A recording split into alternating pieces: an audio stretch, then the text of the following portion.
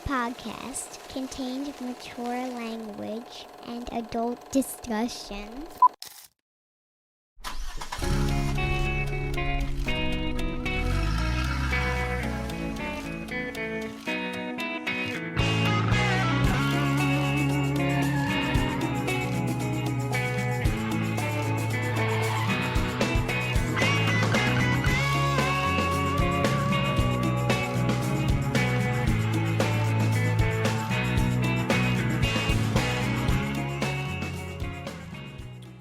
Welcome, everyone. Kliq This, the Kevin Nash podcast. He's Kevin, I'm Sean. Welcome to the number 2 podcast in the world, according to the Dutch Mantel podcast. All right. They didn't put his in the poll, I noticed. Well, Lest the his one thing listeners about be... you never want to be one because there's nowhere to go. So. Exactly. I guess they asked their listeners to rank other than that show. What's the name of the show? Is it Story Time with Dutch? Manscaped Time? Beard Trimmer Time? Manscaped Beard Trimmer Time? What if from the neck down he was completely just like hairless? That'd be interesting. But I think he would have like a Yosemite Sam above his bone. Oh, down there was by a hog? He'd have like the Yosemite Sam mustache draping on the other around his rope. But you know, it was funny. I labored through the 20 minutes it took them to count down, for God's sakes. And when they announced this podcast, Dutch told me something about you that I didn't know. His favorite story that you told, and which we said we were going to bring up when I talked to you last night. You don't think this is worthy? No, it's just. Wait, you told me not to mention it? I said let's not talk about it. Oh well, it's on the internet. There's a lot of shit. The summer of '92 is on the internet. That's complete fabricated bullshit. This is a stupid. He didn't have the story right. I'm not going to. No, he didn't have the story right. But I think that but he didn't have the actual. See, now it's two major professional legitimate sports, though. You don't think that's significant? No. That doesn't further legitimize you as an athlete. All right, maybe it's me. Oh. I'm having too much fun being a douchebag right now. Well, that's a given. That's why people are here. Clearly, based on the comments, no one tunes in to listen to Peace and Harmony. So let's just get this out of the way, so we can get this out of the way. So Trump's going to win, and here's my philosophy. I listened to all the pundits and everything else that. He's got the evangelicals because he's going to be able to say, I gave you the Supreme Court that took away Roe versus Wade. So he's got that's taken care of. He has the rich because they have to vote Republican anyway. Yeah, he doesn't tax them, so right. And then he has the white hatred. Mm-hmm. And he's given them plenty of hate. So he's got those three covered. And you think that's a majority in this country? Yeah, a voting majority. Absolutely. Hate white supremacy. It's the hate. Right. That's what we deal with. I mean, that is the number one. I almost feel like last week's show, it was, to me and you, it was a goof around. Yeah. How somebody could conceive that I would just randomly come on a show, mine, and talk about things that Paul and I talk about in a business state. and then I would actually call Paul during the midst of the week that the merger is finalized, and he's down on the floor of the New York Stock Exchange. I'm calling him, wondering about what's going on one of the boys' deals. I was in awe. Like some of the comment, and it wasn't just one person. If anyone is wondering what we're talking about, if you didn't listen last week, Kevin did a very elaborate, very funny joke about talking to Paul Levesque and him saying the negotiations were difficult with LA Knight, who we've all talked about the emulation of Rock and Austin, because you wouldn't sign a Legends contract. Nobody listened to the punchline. Everyone got their panties in a snit and began furiously typing when Kevin said he was talking to Paul and didn't wait for the punchline. But the thing was, on top of that, was I was the one that was butthurt because he brought up the adjective thing. Now, how can you, for 27 years, that's always been like, it's like my quad, it's adjective, it's quad, and I really don't have, if you, like Finger Poke of Doom is like, whatever. That was booked. That was a booking decision. So. And, I mean, and Oz. Oz, is another one. And I'm thinking to myself, like, you know what? Like this week here, the real haters came out, and, like to the point of like, I only got over when I was with the faction, and, if it wasn't for Scott, I wouldn't have got it. Just anything they could throw at me, Mm-hmm. And the thing is, it's just like, okay, and if that is the case, I'm still fucking wealthy. Like, does it really fucking matter? Like, I'd rather be lucky than fucking talented. So there were comments like Locking Diff, who said Nash shouldn't be sharing the Triple H conversation about LA's contract extension. That throws Hunter under the bus and undermines him as an authority and showrunner. This is what we're talking about. But there were a couple, like, there was a follow-up. Like Robrico 129 said, wild that listeners to this podcast don't have much read on the sarcasm when Kev talking about contracts with Triple H. Obvi, he's working about that. Come on, you marks. Calypso vibes. I thought it was pretty. I mean, God, we just sat and laughed about it when we got done. Yeah, and I said to you, I called you during the week, and I was like, when the show dropped, I was like, I can't believe so many people didn't get it. And you said, one person will. And I guess he probably did. Yeah. I guarantee it. Hunter got a laugh. Yeah, I guarantee you Hunter laughed. Calypso Vibes weighed in. He said, this is the best response. Nash, please don't bite down. He's overrated. Culture vulture. Bruh, when I saw the Timbs, I was like, oh, hell no. People trying to tell Nash how to act just because they ride in the train is hilarious in itself. This shit is hilarious.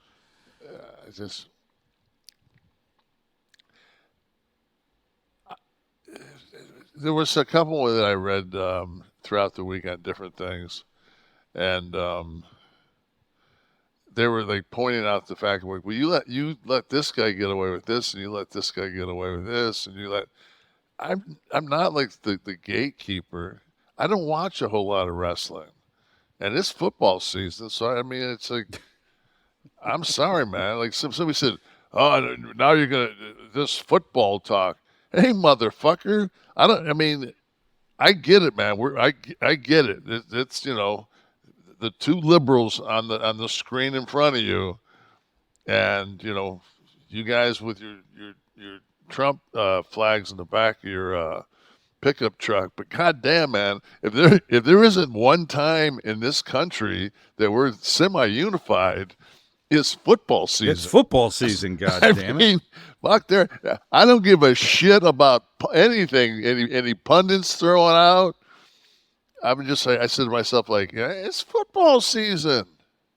You can't tell me, man, that there was better television on last week than from Boulder. You know, I mean, it looked like the Source Awards. You know, it's funny you said the two liberals on the screen. We were talking on the phone last night. We didn't sound like two liberals. And halfway through the conversation, one of us like, can you believe people call us liberal? Oh, it's we were on the fucking adjectives. We were on the 12-year-olds getting gender. That was the whole thing. So they had a thing. I don't know if it was on Instagram or YouTube or whatever I saw it on. But they had like 12 different women that they talked to. And they asked them, is 12 years old too young to get a tattoo? All 12 women said absolutely yes. 12 years old is it's permanent. It's, you can't get a tattoo. Then they turned around and they said, and what if you were to give them gender changing, gender changing procedures that were irreversible? At 12, I think they know which way they're going. I'm thinking, what the fuck? You can't get a tattoo, but if you want to change your gender, I mean, and I just was just like, that's how fucked up we are. See, we talk about extremism, right? And yes, we do often make fun of, they just seem to be the funniest on the right. They just seem to be the most clueless.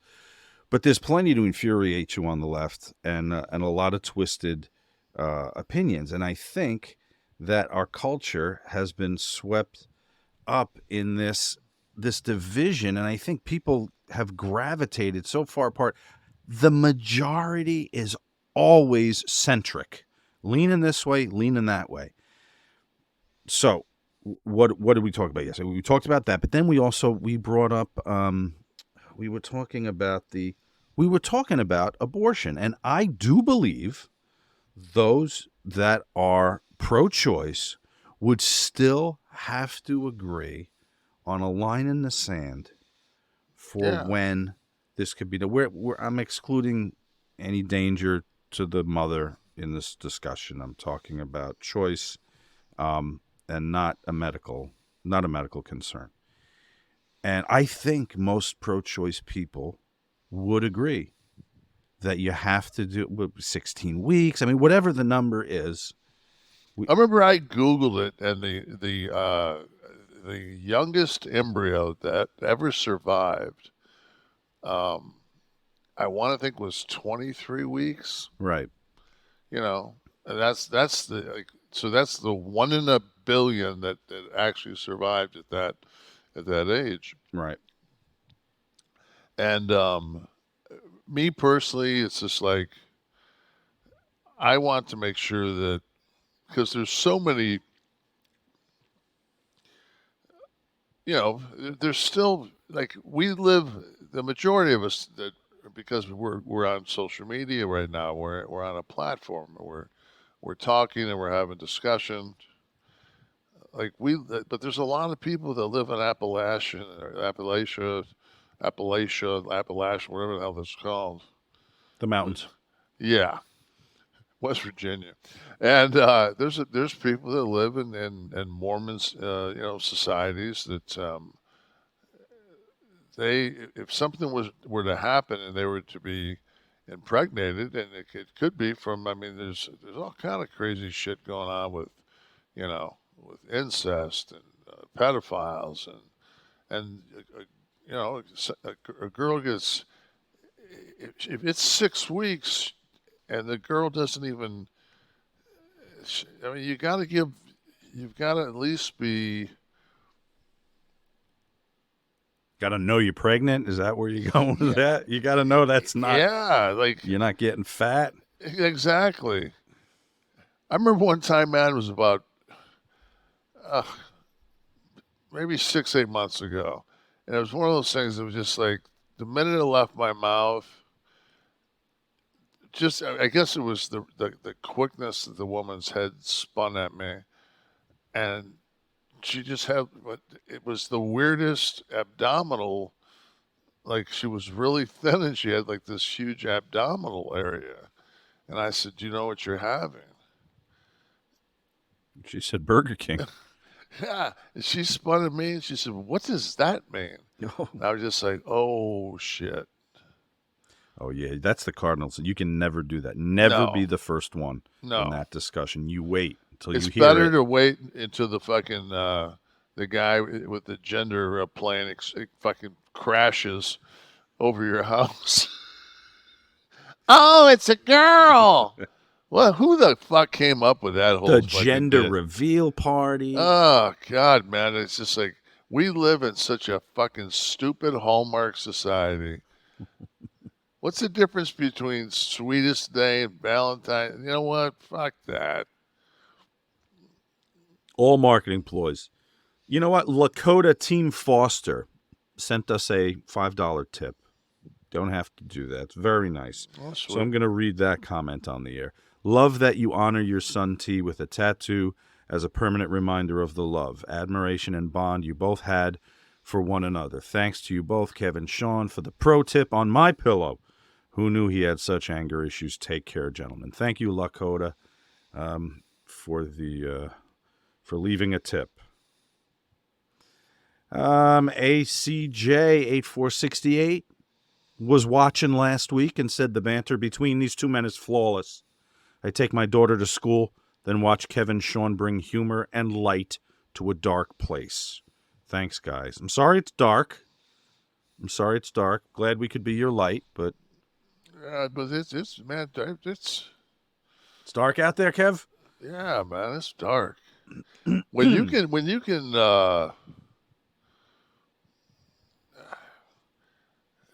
it's just so easy to incite hatred. You know.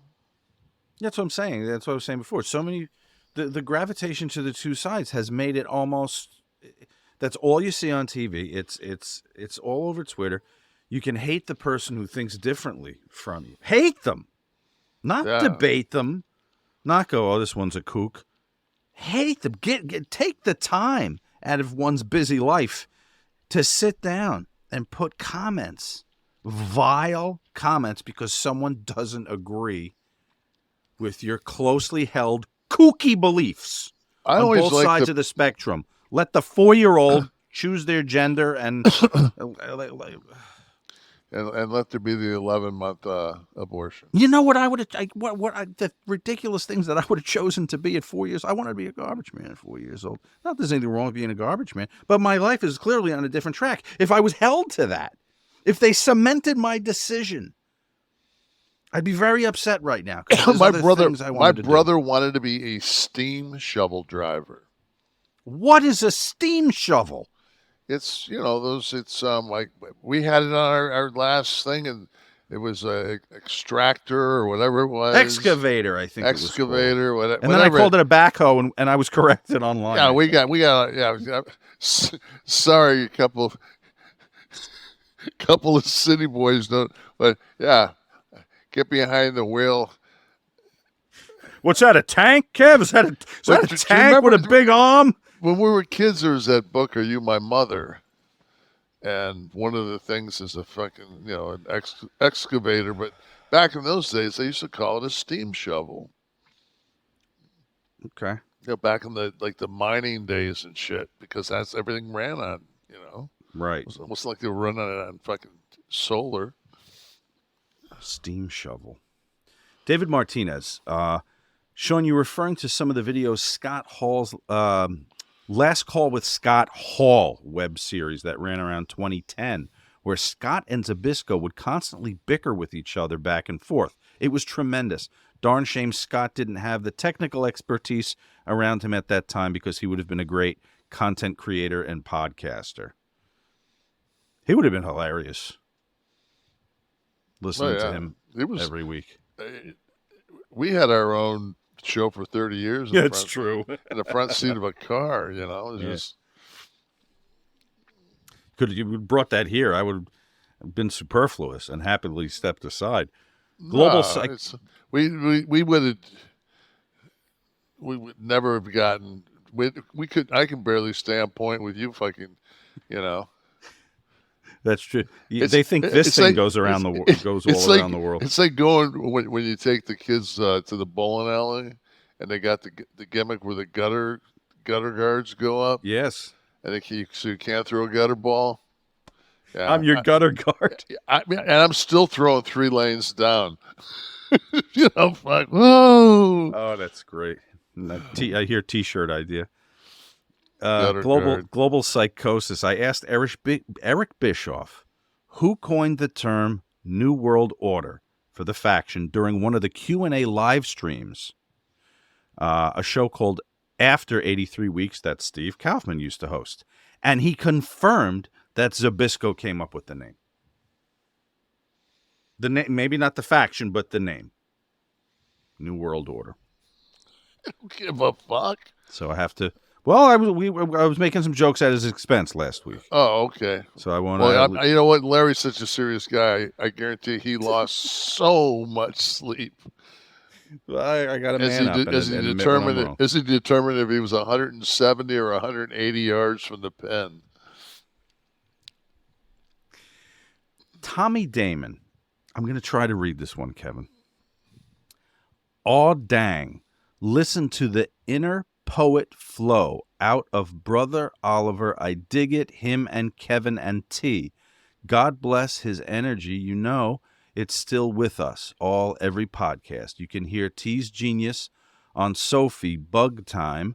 Sork aiding of beautiful lines, be it poetry or a song. I find T's line, and the customer service never answers a thing to be such a soul-connecting statement. Who hasn't also were at some time been in a situation where they're forced to deal with customer service, and whens you leave the experience feeling dumber for your effort. Well, there it is. They never answer a thing.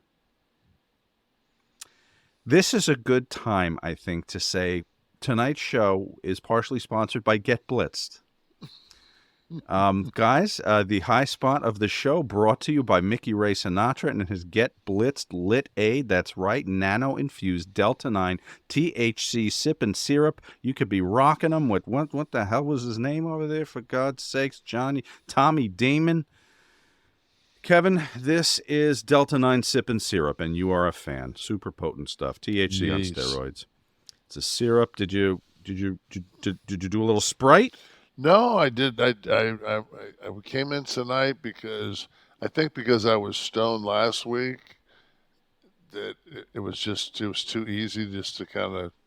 I think I need to be able to make sure that people differentiate when I'm like. No, the ratings we got last week win. That wins. Don't differentiate. Whatever you did last week. Yeah, but I guess I've got to be like maybe we can put across like in red when I'm being sarcastic, it started when the red Mustang left the screen at the beginning. I'm so sardonic 99% of the time. It's just like Jesus. Well, listen, whether you do it in a Sprite, diet Sprite like Kevin, or maybe a tea or something, all you need is the teaspoon. It's nano-infused. It means it goes right into your bloodstream. This is no gas station Delta-8 bullshit. This is the real deal. THC Delta-9, the THC you get from marijuana. If you're in Maryland, you can visit this Daylit Smoke Shop. But for the rest of us, it is legal at this moment to ship Gobble it up. Yeah, get it now. Get the Get Blitzed website to all 50 states without a med card as long as you're over 21. And right now you can save 15% by entering the code KLIQ, K-L-I-Q, at checkout. Go to get-blitzed.com. That's get-blitzed.com. All right, and get that 15% off. And listen, you heard it here, guys. Let them know we sent you. Key lime pie. That's the flavor, right? That was your jam. That's my jam. The Diet Sprite with the key lime pie. I also wanted to thank people. There were a lot of them, so I don't want to read them all. But people, I was complaining about my stenosis in my neck, and I've complained about my diet. I've complained about finding a pasta substitute for white pasta. I had a good wheat pasta tonight. The Whole Foods brand 365 is a good wheat pasta. And so people often post their advice and stretches to do for the neck and pasta. I do see them. I do appreciate it. I much prefer to read the ones that I suck Kevin's dick for the entire show. But occasionally I run into one or two that let me put a wheat pasta in my mouth when that's I gonna remove. That's gonna be difficult from Jersey. Right. Well, congratulations. There's a lot we don't know about you that Dutch didn't tell anybody. Tonight, if you're watching live on Monday when this drops, tonight the 25th, RJ City is coming in to join us for a Nash and Friends. That's going to be Talk about going all around the world. This one's going to be. Yeah. This is the first of many appearances, I think. Based on, he texted me Saturday morning at 8 o'clock in the morning. I happen to be up. I'm driving my daughter to voice class, my little one. And his thing comes across, and he's like, hey, really looking forward to it, blah, blah, blah. And I was like, me too. I really hope we don't talk too much wrestling. He's like, yeah. He goes, we can keep it all to Don Knotts. He's very big on his pop culture references, but he didn't realize who he was about to spar with.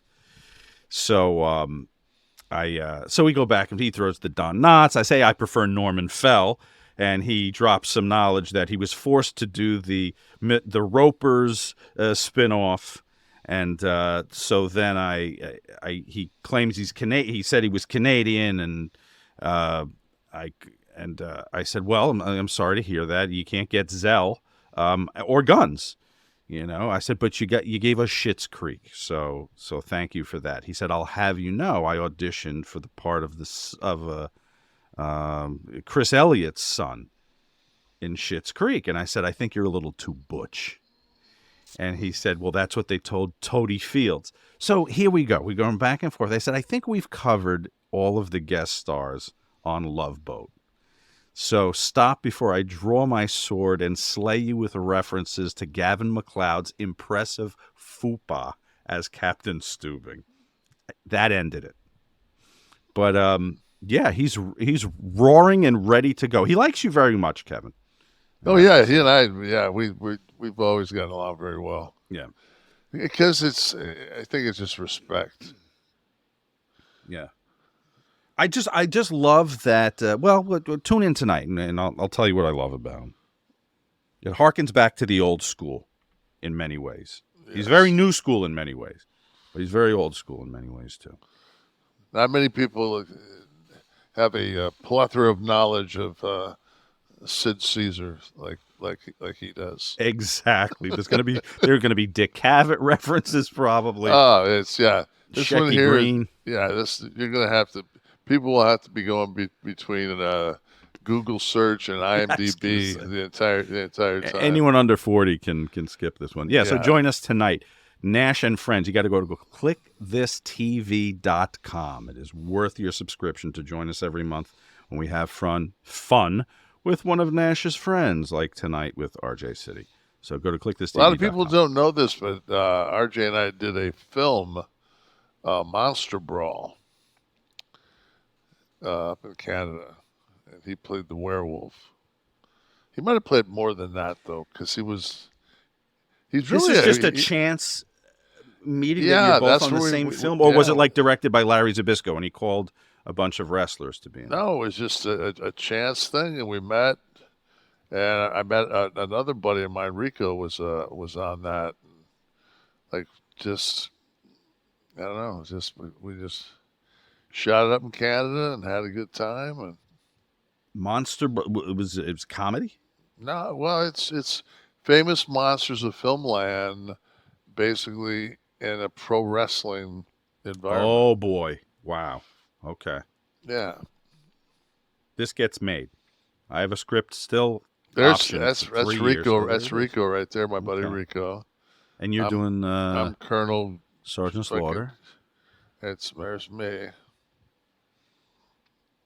Excellent. Everyone go check out Monster Brawl if you can find.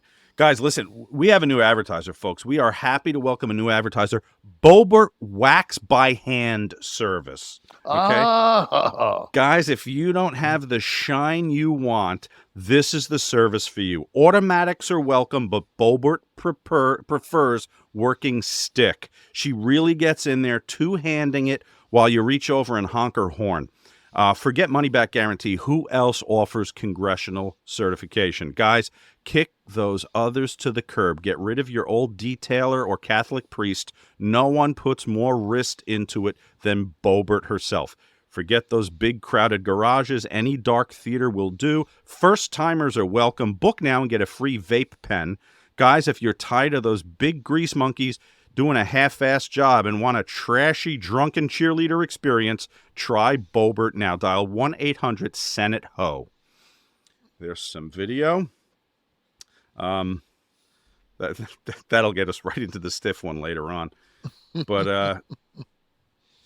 I love the fact that when they went in to her date, they found out that he had a a trans-friendly bar. Trans-friendly bar. They've had some drag things, shows. Yeah, drags. Yeah, just boy, she just sticks to her guns, doesn't she? Yeah. I guess she didn't know any of that. You don't have to know anybody well to let anybody. Well, you know what?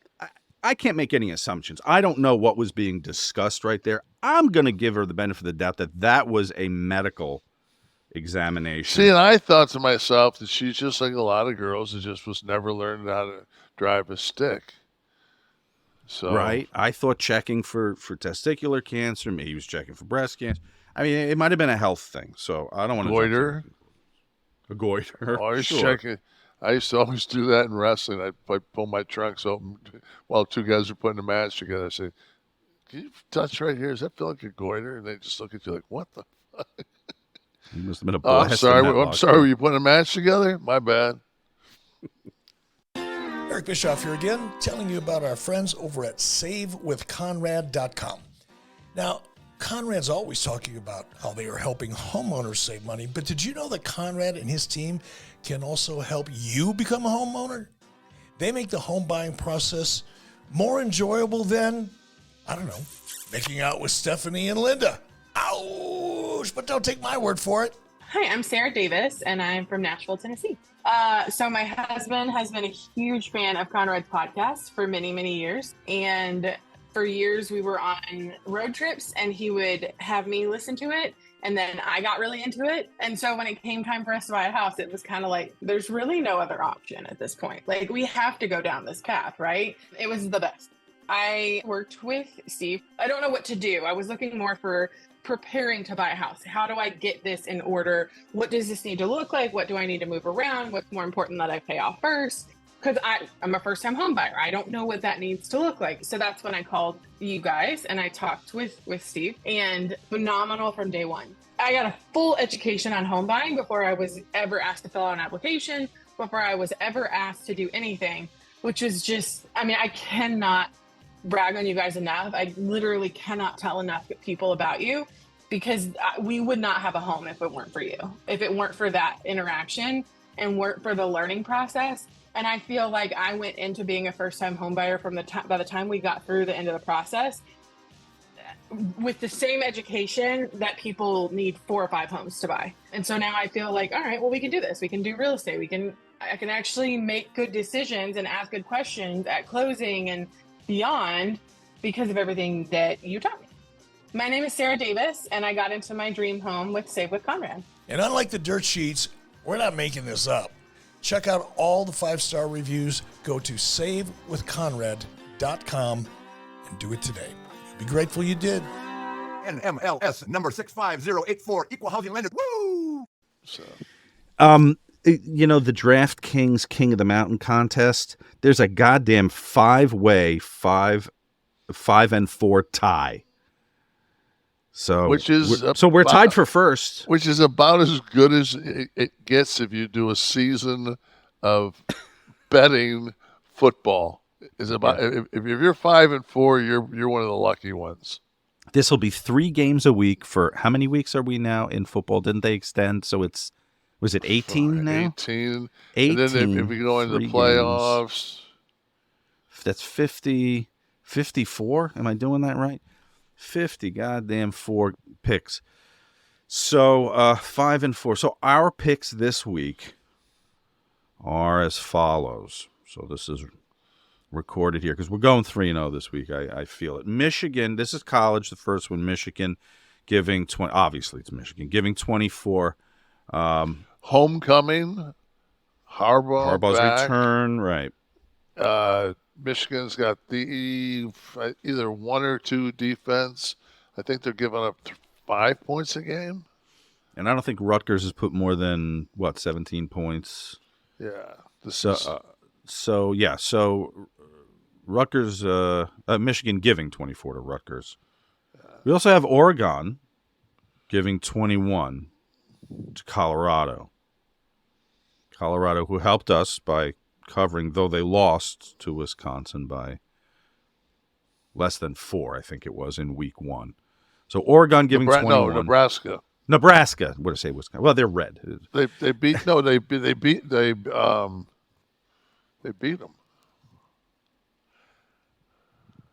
They beat them, but we were giving 4, and they we're giving 7. We're giving 3. They beat them by 4. We're giving 7, and they beat them by a field goal. I think it was. It was close, but anyway. So we're taking Oregon there. We're confident in that, and the Houston Texans getting 9.5 from Jacksonville. So those are our picks. We'll see where this puts us. Best we can be is 8-4 next week, but that's it's respectable. It's a respectable place to be. All right. As with any merger, there are layoffs. This story was covered in the wrestling news like this was some villainous thing. Yeah. Anytime this happens, anyone who's worked in corporate America understands that Company A let's say Company A brings over 25 people in their human resources department, and Company B has 30 people in their human resources department. The human resources department does not now grow to 55. There's redundancy. So the redundancy has to get paired off. All right, so layoffs happen. This was expected. And you know what? The number I didn't think was particularly, I'm going to open this so I get it correct. But the number that was reported was 100. It's at over 100. Now, considering the size of these two companies, how many billions of dollars are we talking here? That's not a bloodbath. Well, they also made reference to the fact that that the WWE was making more cuts than UFC, and I'm like, UFC doesn't do house shows. You know, it's like. They don't realize the. Well, the other thing, too, is there's the acquirer and then the acquired. So I think when you're stepping in, you get to preserve. If you're walking into somebody else's and taking them under your wing, you get to preserve your house, right? Wouldn't you want to? Wouldn't Ari want to keep as many of the people there as you he would could? think. They described it as a heartbreaking scene walking into Titan Test. Well, you know, it's never fun. Then there was this statement here. It said, whether it's accurate or not, PW Insider has heard that something like this would never have happened under Stephanie McMahon's watch. Do they mean the acquisition? Former WWE CEO worked very hard to create strong and positive morale with everyone behind the scenes. She's been reportedly immensely missed, but as mentioned before, the occurrence is basically inescapable. She wouldn't have had anything to say, right? They call it a merger, but TKO. Yeah, I mean, I don't see how it happens. It's part of doing business. Vince was quoted as saying WWE had plateaued before the merger he put together. I don't know if he's talking about stock price or creatively. I don't think that, I mean, I thought that universally everyone thought Triple H did a great job Oh God, yeah. before when Vince stepped aside. So I don't know. Except for somebody, just some of the talent that he's working on right now with their contracts. That's still been a sore point with some people. But Yeah. I don't want to go into specifics because I don't want to throw them under the bus. Are you fucking kidding me? You might want to mention that The Rock was on SmackDown. Did big numbers. The actual Rock. Dwayne Johnson. Okay. Yeah, I'm sorry. I know you were confused. You were like, well, The Rock's been on SmackDown for a year. Yeah, no. We're talking about Dwayne. Yeah. He looked great. Yeah, he really did. And we were talking about... He looked like he put on like 15 pounds from the fucking Colorado game. You know? No, he did the in-ring thing with Austin Theory, and they're teasing a match. They Roman. went through. I don't know what it was on, but they went through the list of. And Theory's young, right? Like 26, something like that. Is he? Okay. But I mean, I'll buy that. Yeah, Dom said yeah. But the list of guys he's worked with already, woo. Mm-hmm. I really thought that. Well, he held his own in there. Well, the increase was like 24% or something like that. Yeah, I saw numbers that were anywhere between 32 and 24%. Yeah. Like So 2.5, 2.6 million. So I understand why WWE wants to do this. Why would The Rock, with a career in Hollywood, still an action star, why would he get in the ring when so much can go wrong? Well, number one, to wrestle, I mean, not get in the ring for the promo. Get in the ring with Roman Reigns if this happens. But to still to keep his brand strong, who knows how long this the SAG strike, if how long? Yeah, I just had. He's wearing a T-shirt. He's wearing his SAG Strong T-shirt. A SAG Strong T-shirt. You know, and Dwayne is double pinched in this, because not only is Dwayne a member of the Screen Actors Guild as an actor, but he's also a member of the he's a producer. He's a producer, so he's on both sides. He's a pension, he's a pension health plan, producer's pension and health plan. So, I mean, I don't think he's doing it, for the payday, but he's definitely doing it from a PR standpoint. I don't think it's ever a bad thing to come back to where you started and show the world that you're still the biggest star in that, To me, it's like watching Tony Bennett with Lady Gaga.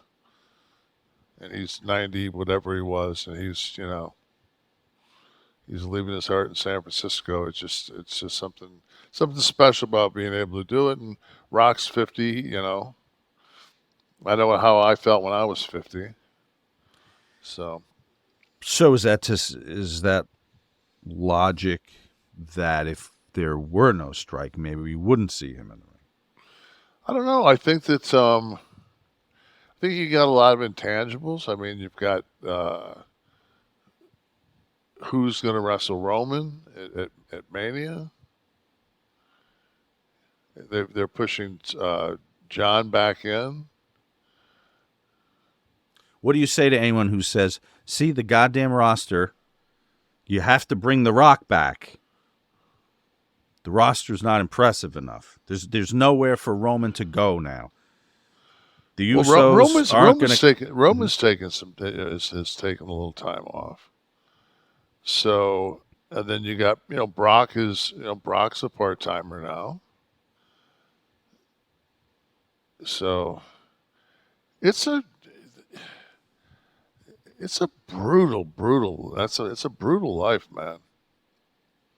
And my whole thing is, one of the things that came out through this is, Nash is gonna,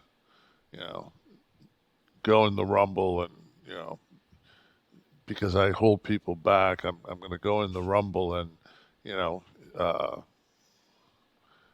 eliminate LA Knight. Like that's I'm working my back way ends to screw this guy's. You want to get booked? Yeah. It's 64 years old. When Hunter came back at 45 years old and tore his pec off the bone. Mm-hmm. Jesus, I just did 275 for 8 reps on incline the other day. Machine, not fucking free weights. No grind, no pain. Woke up the next day, minimal soreness. I'm putting some size back on. It's just like, I promise you, man, all I want to do is go to the gym, and I'm not looking to.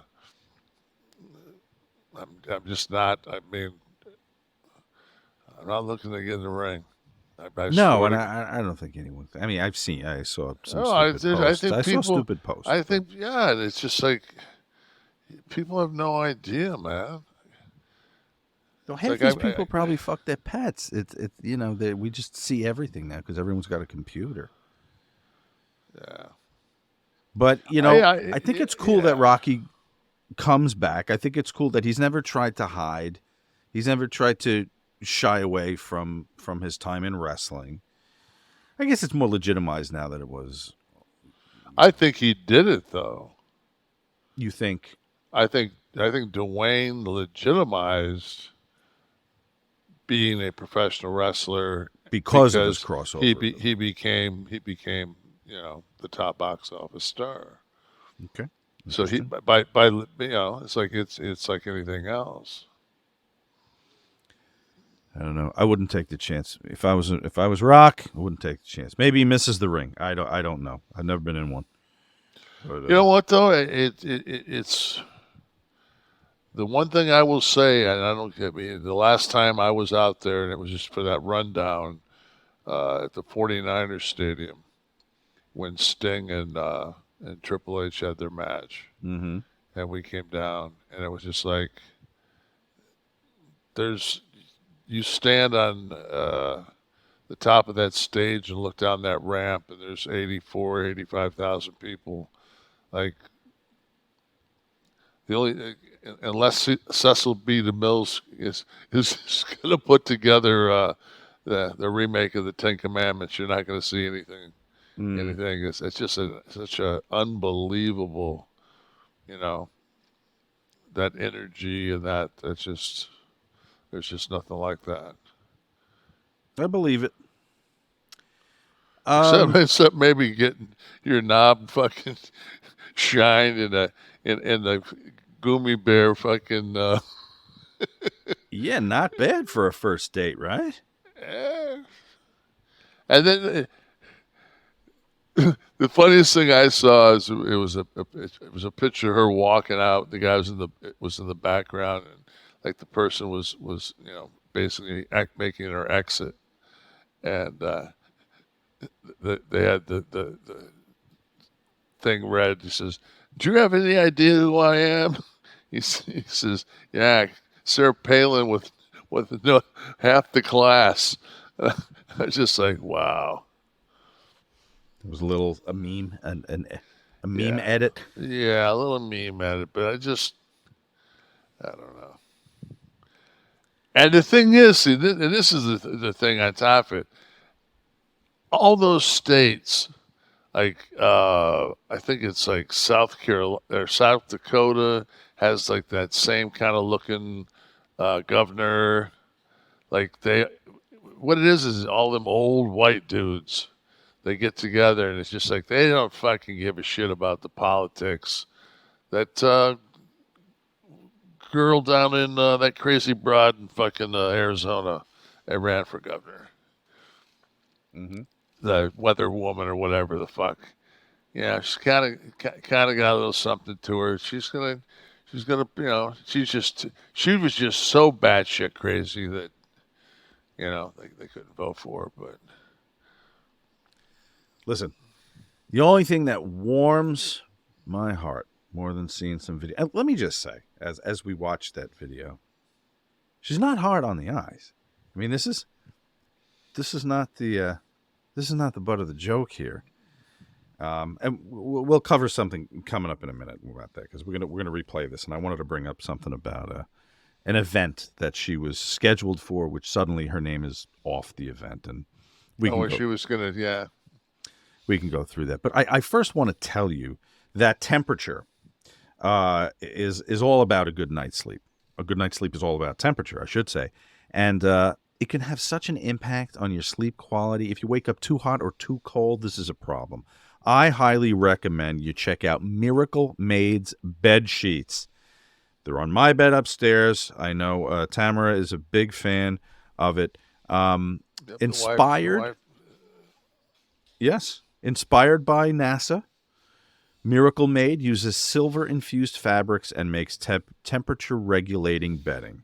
Okay, so that you can sleep at the perfect temperature all night long. All right, self-cooling properties offer better sleep. It's just a fact, okay? And the silver-infused fabrics inspired by NASA in the Miracle Made sheets are thermoregulating, designed to keep you at the perfect temperature all night long. Self-cleaning, how about that? Don't leave that out. These sheets are infused with silver that prevents up to 99.7% of bacterial growth, leaving them cleaner. And guess what? 3 times less washing needed. Okay, no more gross odors. Your sheets are not going to get as dirty as those other ones you got on there. So get them off and go to trymiracle.com/Kevin. Okay, trymiracle.com/Kevin. Try Miracle Made sheets today. Whether you're buying them for yourself or get them as a gift for a loved one, if you order today, you can save over 40%. And if you use our promo Kevin at checkout, you'll get 3 free towels. And guess what? An extra 20% off. This is crazy. Miracle is so confident in their product, it's backed with a 30-day money-back guarantee. So if you aren't 100% satisfied, you get a full refund. Upgrade your sleep with Miracle Made. Go to trymiracle.com/Kevin. Use the code Kevin to claim your free 3-piece towel set and save over 40%. Again, that's trymiracle.com/Kevin and treat yourself to a great night's sleep. Our buddy, Sean Waltman, was in the news again, too. I guess he did an interview, and he talked about being open to a return. And my heart sank. I'm in the middle of a project with him. I can't have him hurt. He can't do this for a year. This has to be... You need a moratorium on this decision for a year. The last time he competed, I guess, was GCW. Mm-hmm. I have here as a fact. And he said, I feel healthy. Life is great. I had a match. I tore my bicep. I had the next match planned. And instead of just getting my arm fixed like any normal and sane person would have, my doctor was telling me, you got to get this done right away. Waltman made clear that he doesn't have any plans to compete again, but did state he's not ever going to say he's retired. This is from Inside the Ropes, by the way. I want to credit the source here. Who do you have a good match with, Kev? I wanted to ask you. You know him? Who did he have a good match with? with? Who would he? Anybody with a fucking heartbeat. Who would you want to see him with? Current roster. I'm gonna because if I don't say these things, that they'll get lost. So, has anybody seen the match that Kenny Omega has with an 8-year-old Japanese girl? No. Anybody? Steve, Dom? Dom has seen clips. Yeah. All right. So anybody out there, if you get a chance, Google or YouTube or whatever. I guess Cornette wasn't a fan of it. Oh, you know what? I did see it shared on Cornette's feed. Okay. Yeah. I watched it last night. I was just it just came up. It says Kenny Omega wrestles like 8-year-old Japanese girl, and it just showed. And some of his shit looks stiff. Like he gives her some turnbuckles and shit, man. It's like I don't know if you can get away with that in the States. No, But Kenny reminds me of the girl could choose her gender, though. Just I will let you know, and but begin that process. I did notice she didn't have a tattoo. But yeah, here we go. Jesus. We're watching video of this. If but you guys you've got to YouTube see it, when you can see it.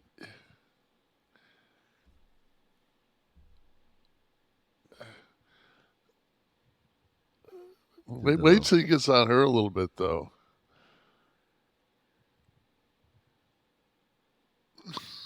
She's selling. She's selling. Oh, it's great. She's got that full bridge. Watch this into the turnbuckle. He's going to whip her into the turnbuckle. Okay. Okay. Holy shit. Guys, if you're listening, Jesus Christ. She's taking the turnbuckle like Bret Hart. It's unbelievable. Oh, All right. Yeah. All right, look, where are the parents? This shouldn't be happening. Yeah, it's amusing. Well, I mean, I would go ahead and these NBA kids now. They go to these camps. I go ahead and sign time limit draw. We went to a time limit draw. Well done, though. Future. Yeah. But contract in the works. Kenny reminds me of Sean Waltman, where he can just have a match with anybody. Yeah. So I've always been a huge fan of Kenny's because of the fact that Kenny would even do that match was like just another notch in why he's my favorite. The stiff one of the week, which we saw a little bit of before, and allow us to talk about Lauren Boebert in well, let me just first remind everybody that Bluechew is the sponsor of this week's stiff one. And guys, let's talk about sex for a minute here. Remember the days when you're always ready to go? Now you can increase your performance and get that extra confidence in bed or in the movie in the theater. Thanks to Bluechew.com. What is Bluechew? Bluechew's a unique service that delivers the same active ingredients as Viagra, Cialis, and Levitra, but in chewable tablets at a fraction of the cost. You can take them anytime, day or night. Plan ahead. Be ready whenever the opportunity arises. Curtain call at Beetlejuice, whenever. Process is simple. Sign up at Bluechew.com, consult one of their licensed medical providers, and once you're approved, you'll receive your prescription within days. The best part, all done online. No visits to the doctor's office, no awkward conversations, no waiting in line at the pharmacy, okay? This is easy to do. Just go online, do your consultation. The script comes, your stuff comes, and then you come. They want to help you have better sex. Discover your options at Bluechew.com. Chew it and do it. And we've got a special offer, as we always do. Try Bluechew free. When you use promo code NASH at checkout, just pay $5 shipping. It's got to be our oldest sponsor. Here for you all the time, guys. And we want you to get that free trial there for 1 month. Bluechew.com, promo code NASH. Receive your first month free. Visit Bluechew.com for more details and important safety information. We thank Bluechew for sponsoring the Stiff One of the Week. So, when the Boebert story first comes out, I hear about vaping, I hear about selfies, and omitted from the news stories I saw was the public display of fondling that was allegedly going on. I mean, no secret. You can Google this and find the video. It's been on all news sources. So this isn't a work, as they say. So here's a video. Apparently, and I love that if you ever click below any of the tweets that share this, it's all the MAGA trolls going, oh, pretty funny that the camera was on them and no one else. If you see the master shot, it is the whole audience.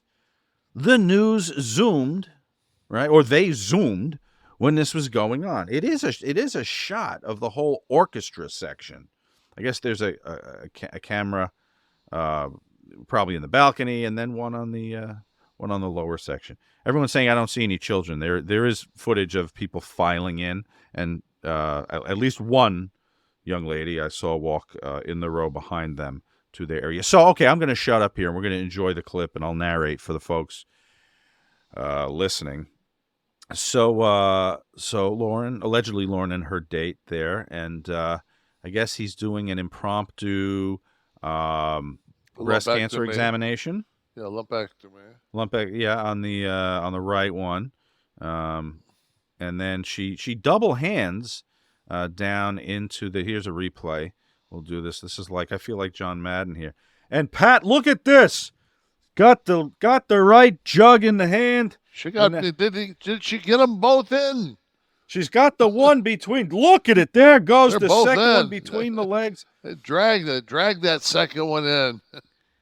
Now he's impressive if she needed both. You know, if she had to get the that handlebar gimmick. But what kind of a that's what you do when you're the dude? Like that's like 7th grade shit. Why well, would they're in public.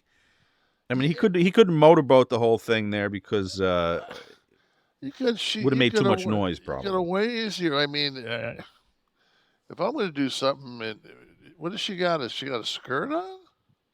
Yeah, I believe it was a short dress. Don't you think it'd be easier to slide take your jacket off, put it in her lap, and rub the little man in the boat? That's it. Widen the canoe a little. Yeah, geez. I mean, this is like. So we're sitting there, and I got to first base. Jesus, dude. So the event that she was slated for in Texas was, I want to get a conservative youth conference, but it was called, I want to get this correct, Texas Youth Summit in Houston, where young people ranging from the ages of 16 to 26 lean into Republican principles. This is from ABC 15 News in Arizona. So she was suddenly and inexplicably removed from the website. Well, she was double booked. She's going to the far left finger bang. 7. That's the episode 7. I think Houston and oh man. Porn stars' names aren't as accessible as they used to be to me. That's well, she had a sign of aging. An OnlyFans page before she ever ran for. Who? She did. Is this true? Look it up. I have to see this.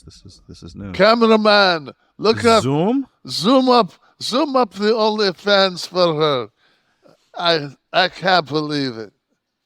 The city of Denver said the removal of the two patrons was due to vaping, singing, which, you're at a musical, and causing a disturbance. Therein that third one lies. The vape pen, flash on the phone, while lights are dimmed, in addition to she and her partner, quote, inappropriately groping each other back and forth during the performance. I think it was all medical. So the Texas Youth Summit, is promoted to, quote, devout Christians who seek to honor God in all the this is her. She's a devout Christian who seeks to honor God in all that she does. So obviously, in the 16th row at the Buell Theater in Denver, Trying to fucking honoring God. get a sample of the old holy batter. The host. Here, let me stick this underneath your tongue. Good Lord. All right, it's time for everyone's segment, Kevin. You know what it is. Florida man and Jersey guy. That was long. I was right. I didn't get the excavator last time. No, but no, that's right. Last week was a rare loss, was it not? Yeah, Yes. but it was some. Probably because I didn't know what the fucking excavator. That's what threw you. Nice. I'm thinking, what is this? Some kind of fucking new dildo? I have some. It's got heat. What's? I know how to derail you now. Throw construction terminology into going on the. I've actually done some jackhammer work. I did about 3 days of being the fucking flunky that carried the shingles on the roof. I said, "Fuck that." I've had some shit jobs. Jackhammering has to be particularly It's not unfortunate to be given that good. position on the construction team there, especially when or in the Buell Theater in Denver. Especially if it's if it's fucking a bowling alley parking lot that you're doing.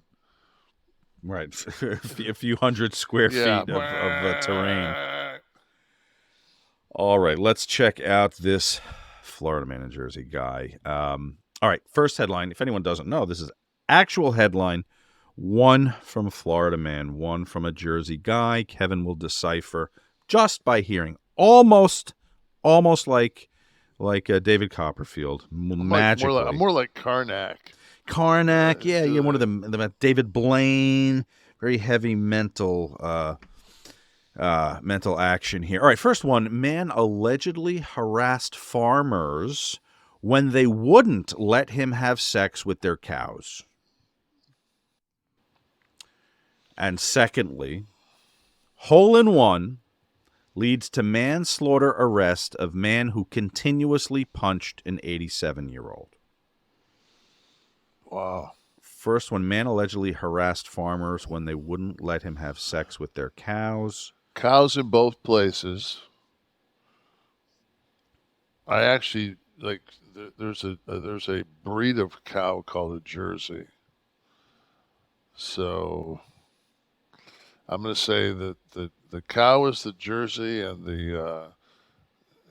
we definitely got more fucking golf courses than anywhere. I don't know how you do this every week, but yes, it's true. See, that wasn't the clue I thought that would do it. The thing that I thought, and this harkens back to when the woman who tried to register for school, and you said, well, it's got to be Jersey because she wanted to go to school. The guy first asked the farmers if he could bang the cows, and only after he was turned away did he. I think in Florida, as we learned from some of the animal stories, he just would have taken the damn thing. Yeah, it's better to ask for forgiveness than permission. Right. In Florida, yeah. So this story's out of the Philly Voice. New Jersey man allegedly harassed farmers when they wouldn't let him have sex with the animals. In retaliation, Richard Decker allegedly wrote bad online reviews about the farms, left metal spikes on their driveways to damage vehicles. These stories are true, folks. Sussex County. Look, those almost that's look not homemade. just a spike. That's a big ass. Yeah, that's. Yeah, he asked, Richard Decker, 31, began sending emails and letters to local farmers and stables, asking if he could have sex with their cows and horses. When the farmers refused, that's when he went into full revenge. Oh, I would have let him fucking bang my horses just to watch him get fucking mule kicked. It can't end well, right? If that's gonna no, happen. I think that's. And this other one on a golf course, this cat here out of Sumter County, Florida. This is Robert Edward Moore, who was arrested for aggravated assault on an elderly person after continuously punching an 87-year-old man, ultimately leading to his death.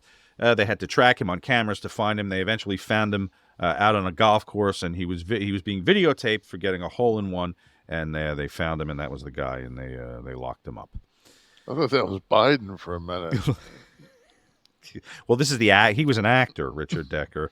Yeah, who's been portraying Biden. He does a lot of the faraway shots that are coming off of Navy One.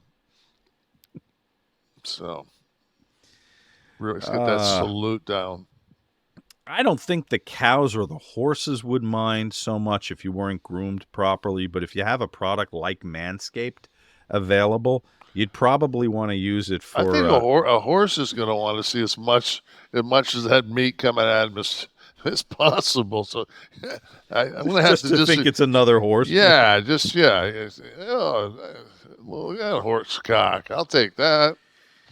Football season is back, everybody, and you know what that means. Touchdown dances, Boom. Sunday tailgates, and epic fantasy showdowns. But fellas, and getting jerked off at Beetlejuice.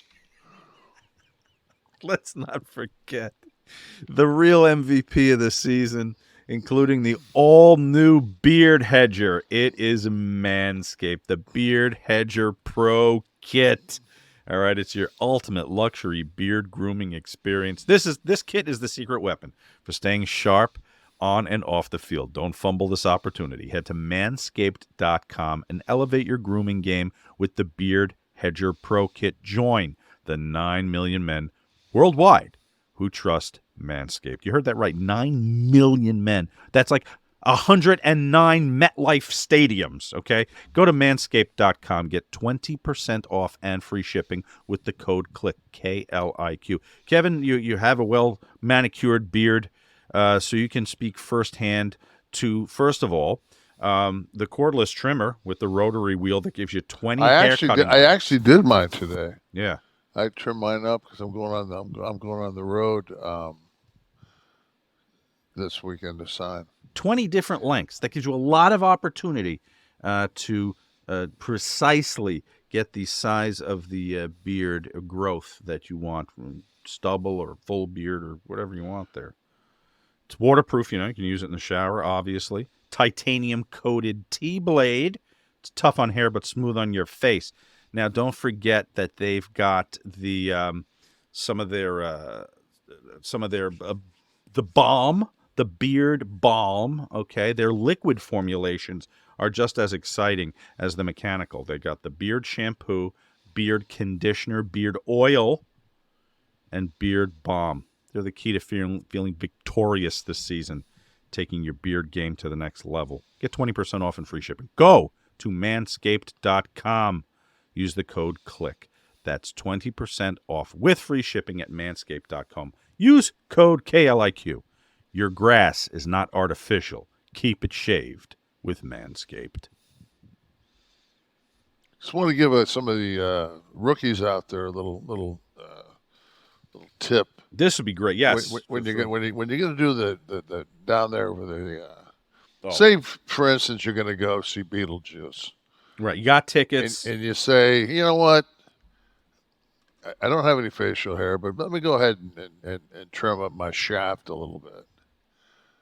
And I always start with the scissors, and I do the pull out and trim. So, because if you go down with it, you can take it down too far and get like a skunk trail where so you take it down with the scissors, then take it to where the actual penis comes out of the body. You take all that hair off. So medical of you. Take the scrotal hair off.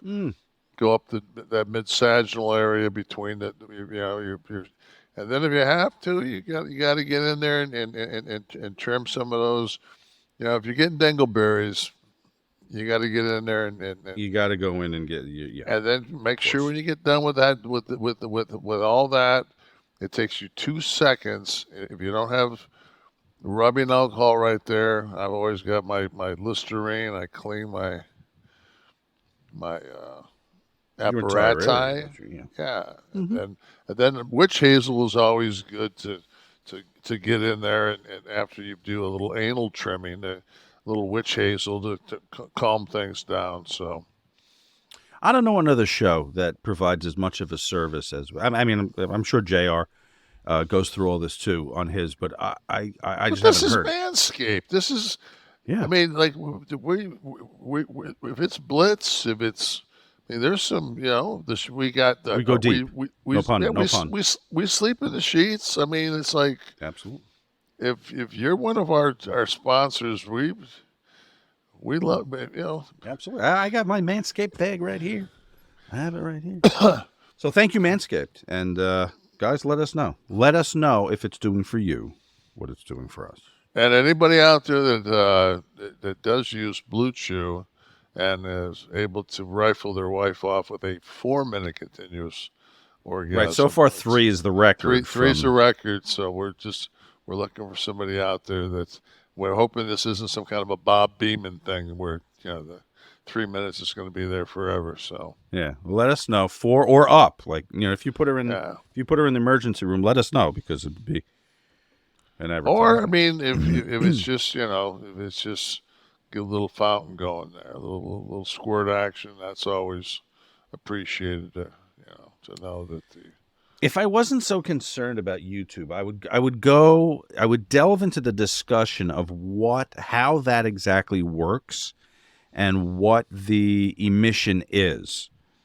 But I like money, so we'll just leave it there. All right, we're back. Kliq This, the Kevin Nash podcast. We're done putting witch hazel on our taints, and we're ready to get in the digital mailbag. I got to cover a couple of things real quickly. Yeah. First off, I saw before I came down today that the Canadian auto workers made a deal with Ford, which will stop that Canadian part of the auto strike with Ford Motor Company. And I know they've got a lot of manufacturing that they do in over the bridge and by Detroit. So that's one. Two, I was watching the UN coverage, and they were talking about a lot of people were really up in arms over the 23 bill that they were going to give them in arms. Oh. And it's they had like some talk. I was watching some different talking heads last night, and most of them just most of those people, you just listen to them and it's just like. But there was actually a guy, an older gentleman. He used to be an American ambassador, and I wish I could remember his name, but I can't remember what I had for breakfast. But he said that the $23 billion was, in essence, 5% of our defense budget. Right. And when you look at it as if anybody thinks that Putin is just going to stop, and if we let Putin take the Ukraine, that he's going to stop at the Ukraine, that this eventually isn't going to roll into a NATO country, and we're not going to have to put our men and women in harm's way and put fucking boots on the ground and go through all this shit again. I think that to spend 5% of our defense budget to hopefully avert the fact that we have to and I just don't want to see any more of a Oh, of course. It's just, and what was 23 billion was the? I think that's what I think that was the ask was 23 billion. And yeah, one of my biggest problems with Biden is it's like, this is a war. You know, this isn't a fucking a video game. It's not a football game. It's not getting jerked off at fucking Beetlejuice. I mean, it's a war. And when you don't have air superiority, and you're like, what the fuck are you waiting on to giving them F-16s? I mean, like they should have already been training them. They should have been outside of out there in Goodyear, Arizona, at that Litchfield, where they used to train the Germans out there, and like we should be training these guys. So it's just like, well, that's the magic thing in this debate, right? How much involvement, before it becomes participation, and then we're more involved in the war than everybody's comfortable with. Okay, but that's with the North American, with the NATO agreement that we have, the Northern Alliance. I mean, when you so we're all of a sudden, like, they hit Poland and we're going to go, No, that right, but that I guess everyone has accepted would be the line. Yeah, but Obama fucking did that in Syria. Oh, the line is that they fucking line in the sand, red line, and then fucking they gassed them, and fucking it's like, don't be drawing lines in the sand that ain't lines in the sand. It's like NATO, like you go into fucking Poland, that shit's fucking ON, and to me, it's like if we don't stop them, and I know I'm hawkish as fuck because I'm such a fucking liberal. No, you're a military guy, so you're coming at it from another perspective. Yeah. I just, to me, when the biggest mistake the fucking Biden made was, when Russia amassed, 13 fucking kilometers of armored vehicles, and he said, no, they're not gonna invade. They're not gonna invade. What do you think, they're going to bring back fucking drive-in movies on the border? Or Jesus, it's like, fuck, man. I think my favorite quote of the week, though, is they were talking, who's doing Meet the Press now? They just changed to a female. Oh yeah, it was Chuck Todd, and now it's God, what's her name? She's got dark hair. That helps. Dark-haired female. Dark-haired female. Boebert. But she was talking to Trump. Kristen Walker. Yeah, Chris Walker. And she was talking to Trump. She said, what do you think about the age situation? And, he says, I took, he says, and she brought up the competency, taking a competency course. And he said, I took the course. He goes, and they made reference to 80, and he said, I'm nowhere near 80. Dude's like on his way to 78. Yeah, like how? Like, nowhere near it. If the speed limit is 70 and you get pulled over at 78, dude, let me tell you, you're a lot closer to 80. Well, he would hit it in his presidency if it were to happen. So, yeah. I want to go back to the UAW just for 1 second. The strike as it stands is just one plant per company. Ford is ours is in Wayne, Michigan. Is the Ford plant. I want to think that Chrysler is in Kentucky.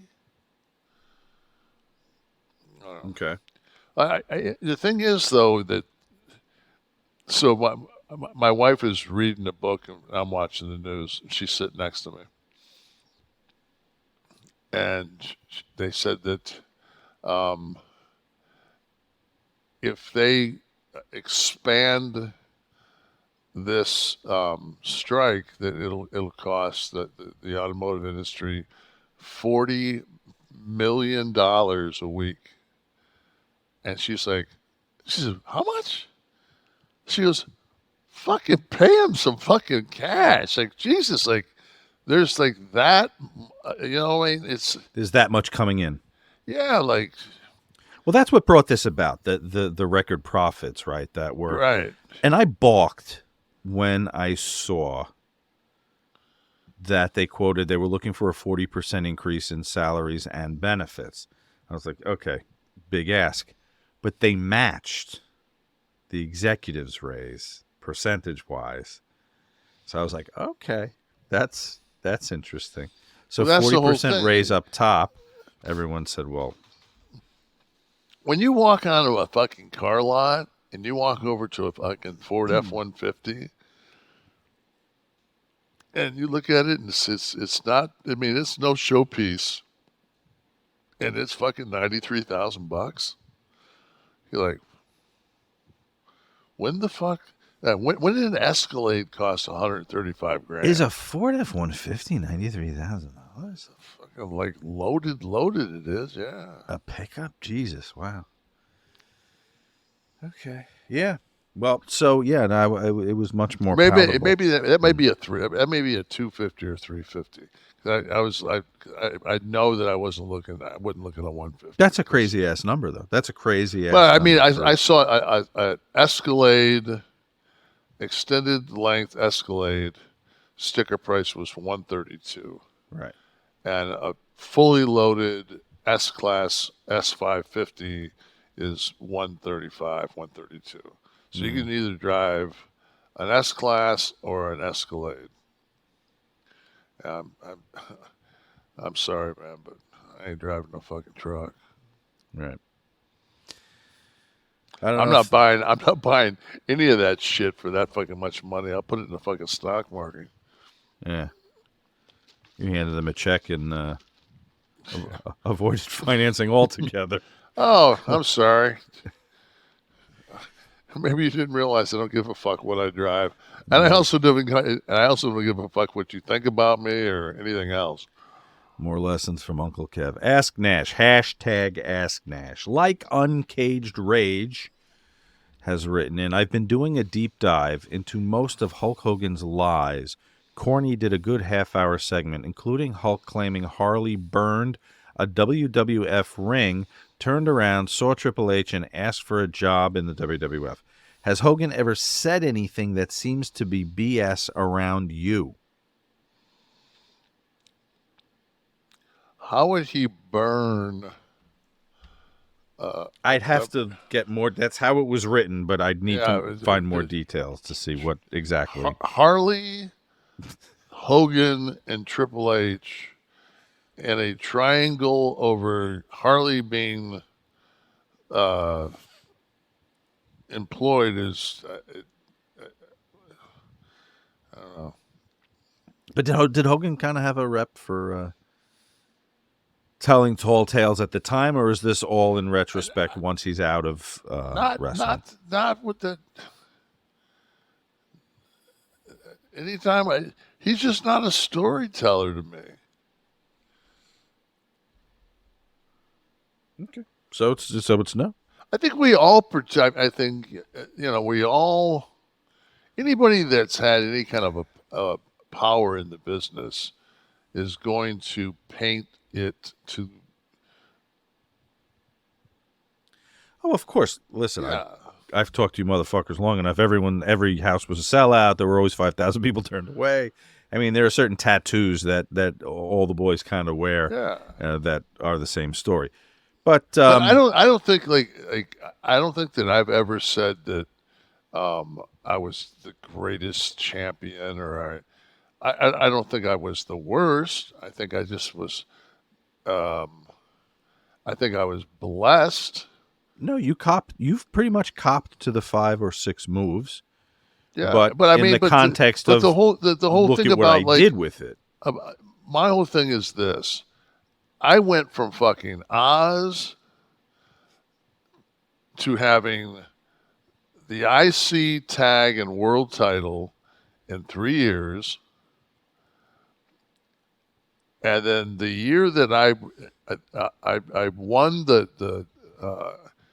I beat Backlund in 8 seconds, who I think had won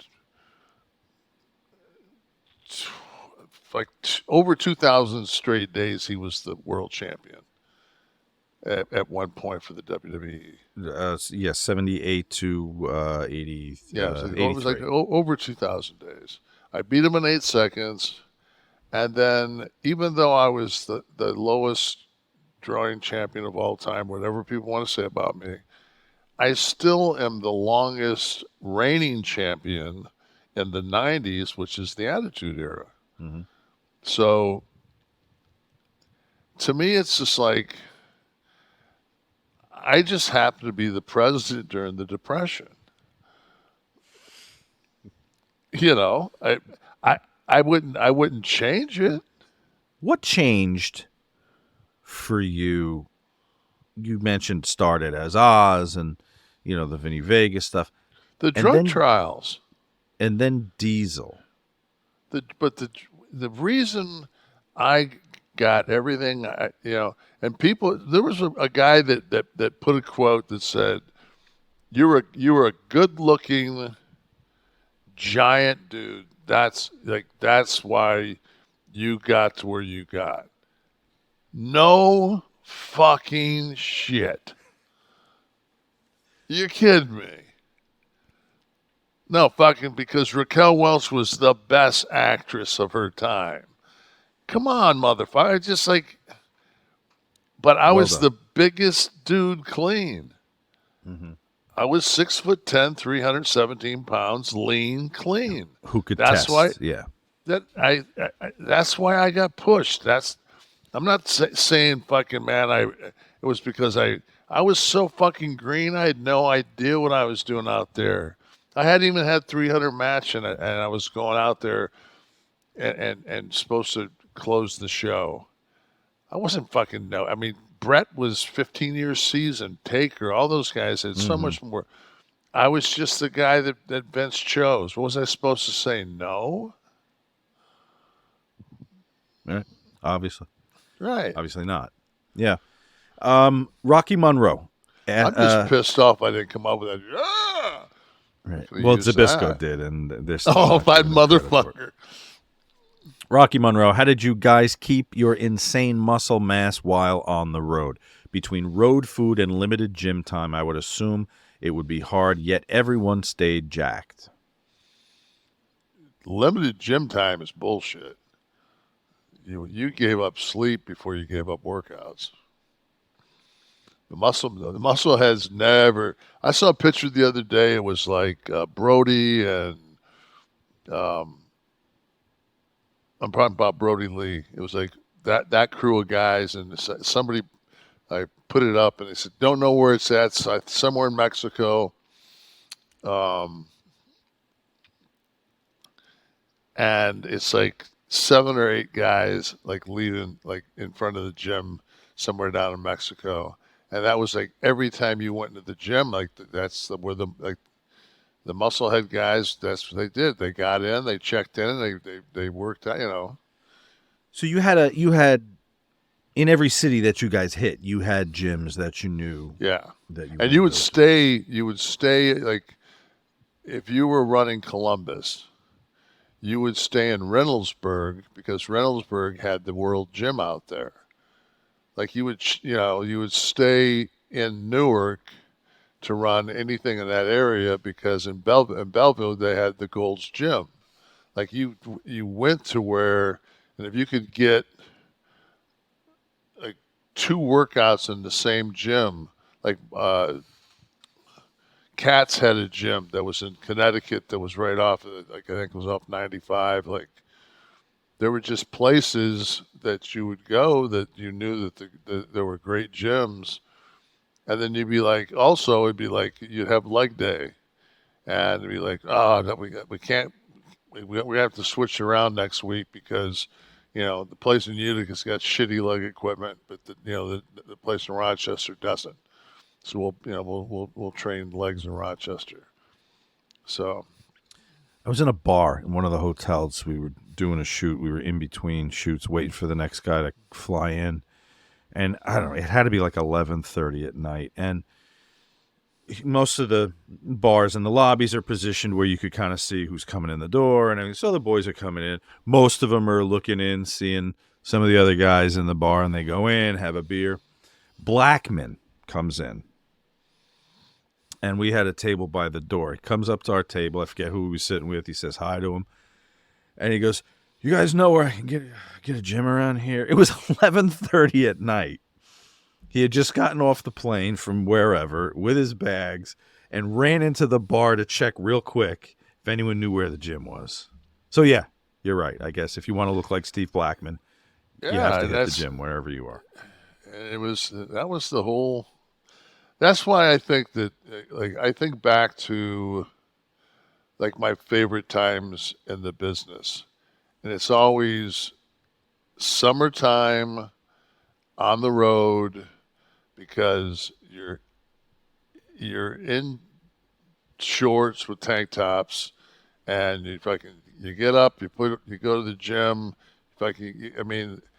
You can be a little funkier. It really doesn't matter because you're not putting fucking coats and shit on. And I just used to love that, man. Just getting good workouts and getting a good sweat in the gym that night. Those fucking beers driving to the next town were so fucking cold, and just laughing, listening to tunes. Good old days. Yeah, man. It was just, you're swooning. it's just fucking listen to fucking Scott laugh and Kid laugh and Sean Hunter yeah. And then fucking just talking how we could just hold motherfuckers down, just destroy their fucking lives, get all the fucking money, all the pushes. Speaking of those guys, San Diego's greatest rapper says, "Hey Kev, seen the episode where you casted the Kliq members in a movie, but since it's 2023, the casting is not modern enough. We need diversity and inclusion.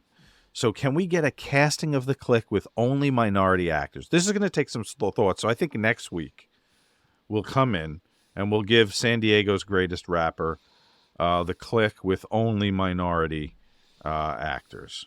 I need to think about this. You already got John Amos from me, but we'll keep. I'm going to go.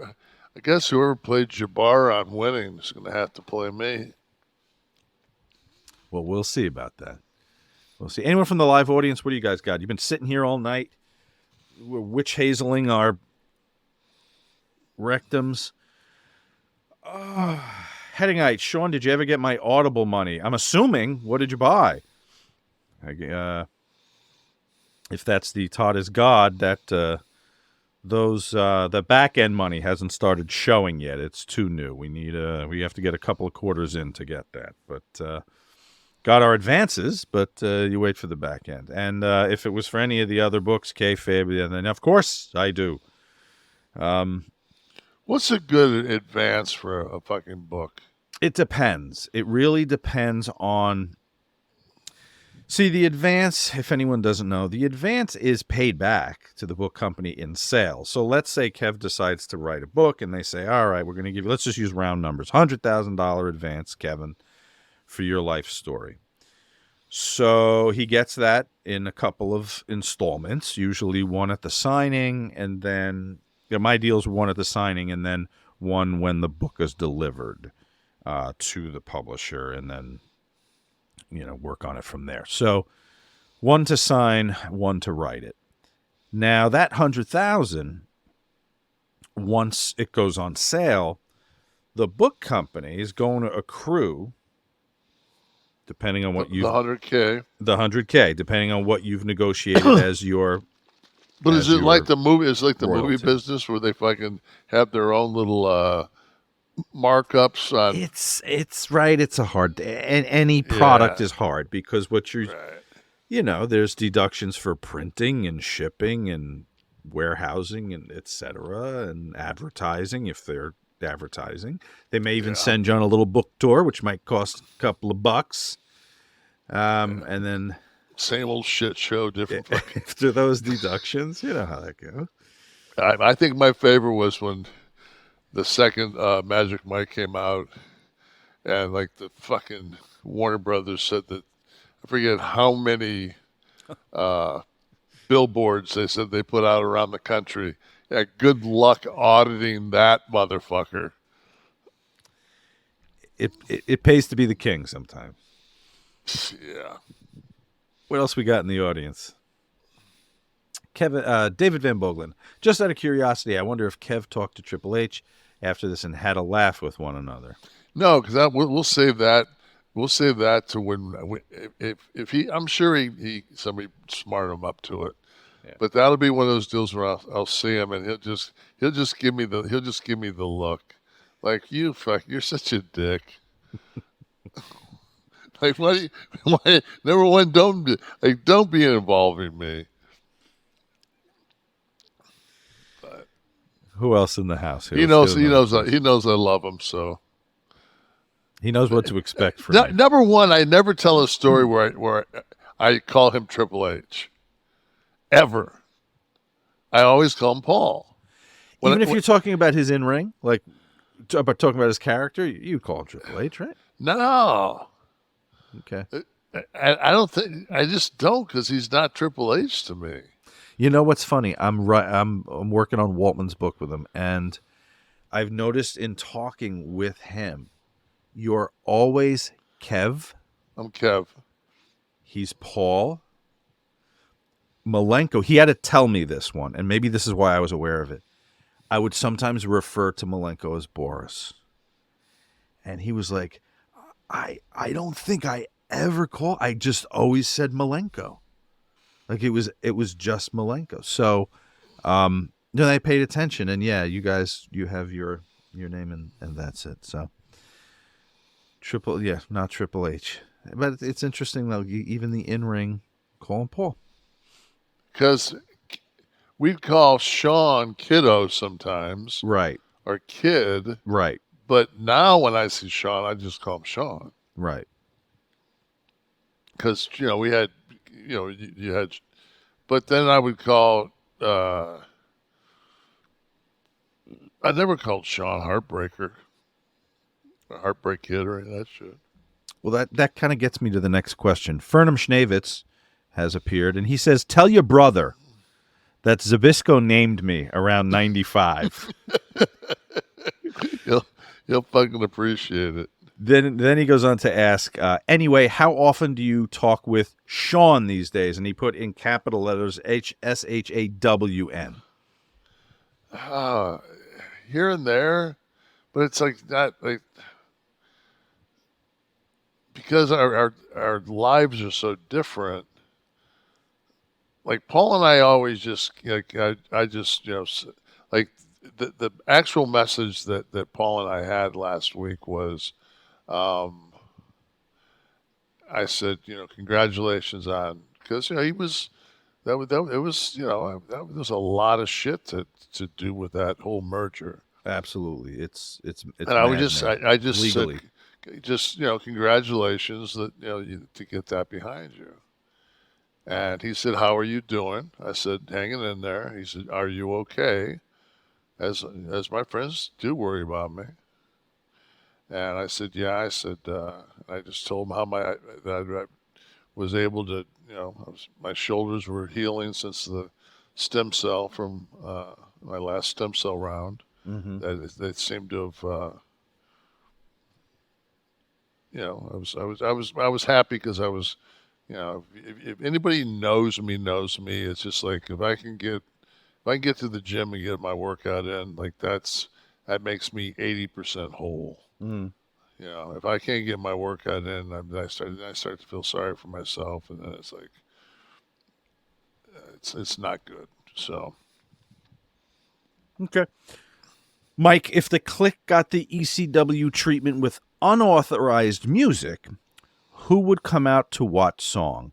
Whether heel or babyface, I think a good choice for the Diesel character would have been Gear Jammer by George Thorogood and the Destroyers. Would you have had a choice, a selection?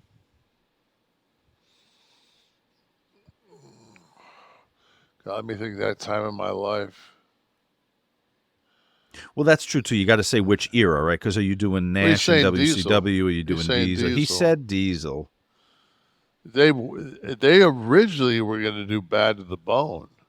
Would have been perfect. And it was $100,000, and they said, "Fuck that." That would have been great. You kind of walk to That the would've- same. That beat. would have. I think that would have made a big difference to that character if I was Bad to the Bone, and they couldn't have pushed that fucking "We wish you Merry Christmas" on me as easy. They would have had $100,000 involved in me being a little bit more of an ass kicker than a fucking.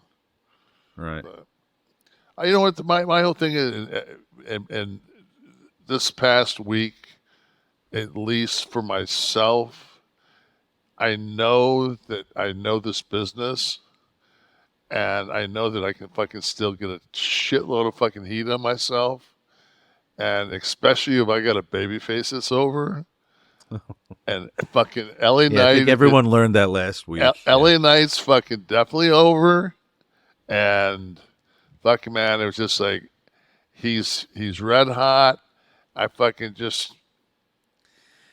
You're a heel at heart. You can't help but be a heel. Exactly. I'm not a baby face. Who else in the audience? Let's get some questions here. You guys have been waiting up. So what's midnight? what's What LA time is it? Knight's real name? It's Larry Zbyzsko, isn't it? Oh God, what's his name? Sean. Sean Ricker. God, Yet another. Fuck, that's all I need. Another Sean in my life. But this You're is gonna you get the U here. You got 3 spellings. I'm gonna have to fucking come up with something on that. I'm gonna call him Ricker. Britt. Hey, Uncle Kev, did you hear the Rock's interview on Pat McAfee's show? If so, do you feel like it overshadows Cody? Is Cody fucked? I didn't hear it. No, Phil. You got to fill us in. I don't know what Rock said on. Just let us know, and we'll. Kev. McAfee's everywhere. What else we got? Brandon Douglas. As a big Pearl Jam fan myself, what are some of your favorite songs and your favorite album? Well, isn't 10 the best album? I mean, that was like... I know it was the most commercial or whatever. There's probably diehard Pearl Jam fans that scoff at 10. But I think start to finish. I mean, I listened to that cassette in the car start to finish. I wasn't a big alternative fan either. I was into the heavier stuff, but man, that was such a good record. There's tape. What's the one he covered, man? Oh, where my baby. Yeah, it was a little disappointing. No, I actually come on, I really? dug that. Yeah, I just like his voice. Okay. And I love the fact that even now, man, like it's never. He always sits down and puts together a different set list every night. You know. Yeah. Did we go over I saw somewhere where in Jerry Jones' building, Cowboys Stadium, where Taylor Swift had a concert, like rafters, and then Metallica came after rafters, and they outdrew her as far as like per solo show because their tickets were more expensive, which I thought was pretty fucking. So you know fucking Metallica's out there fucking, you know, gonna do 200 nights or whatever this year, and just fucking bank like a motherfucker. Well, they're so smart at making money, or their management, whoever comes up with this. Isn't the gimmick with their tour this year that it's a 2-night show? Yeah, Someone confirm this for me. Yeah, they did 2 nights in Dallas. Right, different songs. So you have to go to both nights to get the whole show. So you know what? And if Lars doesn't fucking go straight heel, who knows what Napster does to that business? Well, yeah, that's true. You had to take one for the team, right? Yeah. You should try that with your signings, Kev. Tell the venue. My signing is in 2 sessions. In order for me I do my first name Kevin on day 1. And then they have to buy a ticket for the second day to get Nash. You know what? I'm just so blessed to, at fucking 64 years old, to go someplace and have somebody actually stand in front of me and want to have a conversation and something signed. And so it's just, I'm not gonna poke that bear. All right. Yeah, that was a joke. What? L.A. I got it, babe. L.A. I got it. Well, the show must have done good things. Not that you were ever not drawing, but, I mean, people are excited to talk to you about the show. About our show. Yeah. People always, you know what's funny, though? If I go someplace that's blue, fucking everybody fucking listens to the show. If I go someplace that's fucking deep south, you bat about 500? My line isn't as good as it was last time I was there. And nobody says shit about the show. So hilarious. Oh, all right. Anyone in the house will give you a last shout here. Was it 2 a.m.? David, Kevin, do you have a site or spot on social media where fans can look up and find where you're going to be for signings or cons? That's a good question. And is there a site called How to Meet Kevin Nash? Oh, Roster Con. Okay, so let me see what this is. Let me see where I'm going. This is everywhere. Kevin doesn't know about half these dates. Zoom in. Hold on. I just did Austin. Yeah, zoom in a little. I can't. Who can read this? For Christ's sake. That's okay, so these are the ones you did already. So here's the upcoming. Yeah, September 23rd, Alabama. But it doesn't say. Yeah, but that's Birmingham. November 11th. The big event. Yeah, click on that. The big event used to be Queens, right? Yeah, that's still there. Okay. It's still there. You're doing something in Jersey, aren't you? Yeah, that's last weekend of the month in Rockaway. Yeah. What's good now? What else here? December 1st, Galaxy Con. Yeah, then Columbus. I've got Rhode Island, the Rhode Island Comic Con. I've got that in between all those. Okay. I used to go out a ton. Now I just go out here and there. Here and there. There's Rhode Island. I hate that picture, and I don't know why they keep using it. Was that TNA? No, somebody took that at an indie show. By the way, The Rock comment on Zbyzsko booked that event, by the way. That just came up from Too Hard and Fierce. Nice. The Pat McAfee appearance, Rock said regarding facing Roman Reigns at WrestleMania 40, he could take Cody's spot. So, which, I mean, I saw somebody say that, how do they put it, that it would be like a 2-night event, like Rock would wrestle Roman, like night one, Roman would go over, and then Cody would wrestle whoever it was for the first night, and then the second night, the ultra main event would be Cody versus Roman, with Lars in the corner. And I'm thinking to myself, like, it was just just a fan. It was their idea, and I thought, oh, You want him to fucking push the bus on top of that? Like, Jesus, dude. Like, let me put. I saw on Instagram. I was looking through it, and I caught one of Ric Flair's, and it was the craziest thing. And if anybody it follows Rick, go to his Instagram page, and he has a. This is when he was the champion, like the NWA champion.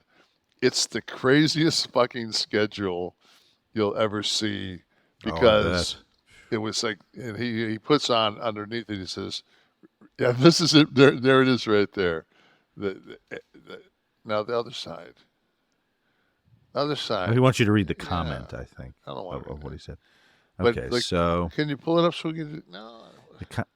the comment was, here's one of my old schedules when I was champ. And to clarify, it was twice on Saturday, twice on Sunday. Total of 170 days in less than 6 months. When you're the NWA champion, you were always on the road. Woo! So let's see the schedule. Yeah, I love shit like this. Because the beauty of this is, okay, Kansas City, Atlanta, Texas, Charlotte, St. Louis, Charlotte again, Florida, Toronto, New Zealand, Singapore. I mean, just back to Charlotte, Mobile, Toronto. Kuala Lumpur is in there, by the way. Back to Kansas City, St. Louis, Kansas City, Texas. It's just like, what, did they not fucking, like, is it like Coors back in the day when you couldn't go on the fucking west of the Mississippi? Or and each city he's mentioning, these are weeks in that city. So, yeah. So he's doing all spot shows around there. And see, that's what people always say. Like, and Hulk will say that. Like, Rick was the greatest, wrestler. Like, nobody put in fucking hour, throughs. Yeah. Saturday and Sunday, then. So. Good stuff. Sometimes I look at a schedule like that and I think about the double shots and the hour matches, and I'm like, I'm sure that Rick must think about me and sing Cats in the Cradle. Big man grew up just like me, yeah. Rick had nice things to say about our show to you off air, which was very nice to hear. Yeah, he's always. I love there's a thing where he bashes me and bashes Scott, and they it made the rounds again. People are like, what do you think? What do you think? What do you think? I'm like, well, I was there when they were burying him in WCW, and they were paying us, and he found out how much we got, and he found out how much he was getting, and he was Ric Flair. And the last time we were in the same territory, I was Oz, and he pretty much had every right to made sense. Be very, very, very pissed. So you just can't. And you know what? And I know Sean Ricker. I know that he absolutely knows. Like, if we ever see each other, we will fucking laugh and fucking give each other a hug, because it's just like, that's the boys. Like, that's just the boys. So. But until then, keep these views coming. Yeah, because fucking, you know what? I might have a fucking run-in left in me. All right, Steve, isolate this part and just clip that and get that out there tomorrow. Kliq This is a production of Butch and Sundance Media, produced in association with Podcast Heat, created by Tristan Nash, Kevin Nash, Sean Oliver. You think they bought Steve that Kaufman. Part where we'd hug? Yes, I do. Oh, yeah. Okay, good. Sure. I'm sorry, were you finishing? Graphics by Dominic D'Angelo, title sequence by Wesley Burleson, theme song by Dale Oliver, technical research by Tristan Nash, copyright 2023, Butch and Sundance Media. Kev, want to do another one? In the fucking cock. What? Want to do another one? You want to do a run-in? Yeah, I'll do a run-in. Only if I can. I get a drop toe fucking roll in my back, double fist pump from fucking Boebert. was going to say, sounds like Beetlejuice to me. Hey-oh.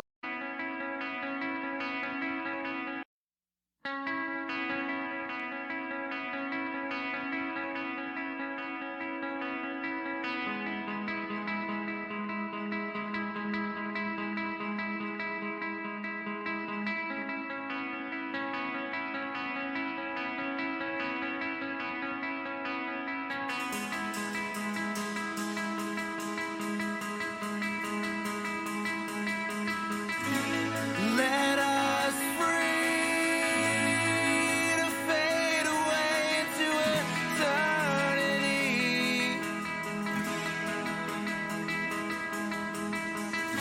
A circle age, you've come to love me, but now I'm frozen in dead flesh. Oh, Sophie, knew all along it was a dream, but the customer service never answers the thing.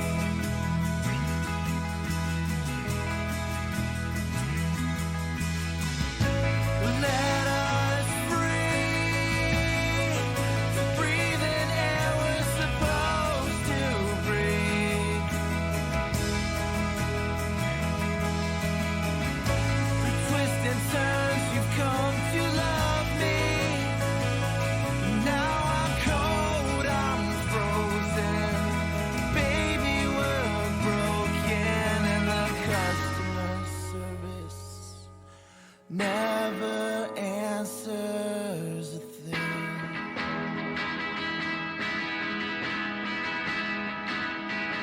Yeah, the customer service never answers a thing.